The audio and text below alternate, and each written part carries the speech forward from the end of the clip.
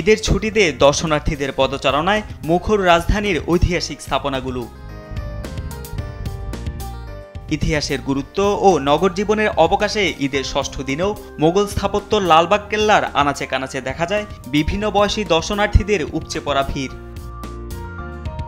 কেউ ইতিহাসের গন্ধ নিতে, আবার কেউ ঈদ আনন্দ ভাগাভাগি করতে রাজধানী সহ আশপাশ এলাকা থেকে ছুটে এসেছেন ঐতিহাসিক এই আঙ্গিনায়।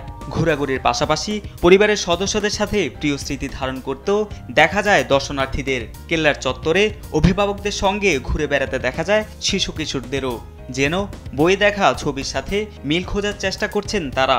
আমি প্রথমবার এসেছি, এখানে প্রকৃতিটা অনেক সুন্দর। আমি আমার বইতে দেখছি, আমার কাছে অনেক ভালো লাগছে দেখে আমি এখানে আসছি। আমার আম্মুর কাছ থেকে এখানে অনেক গল্প শুনছি, বই আগে পড়েছি, এই প্রথম আসলাম এখানে।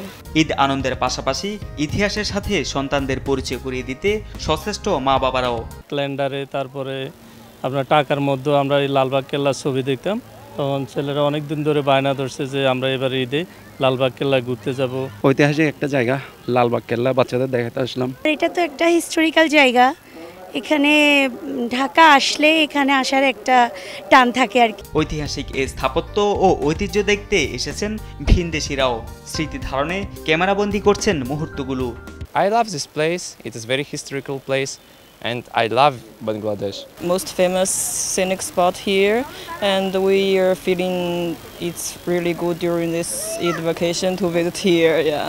প্রয়োজনীয় সংস্কার ও সৌন্দর্য বর্ধনের মাধ্যমে দেশি বিদেশি পর্যটকদের পদচারণায় মুখরিত থাকবে ঐতিহাসিক এ প্রাঙ্গণ, এমন প্রত্যাশা সবার।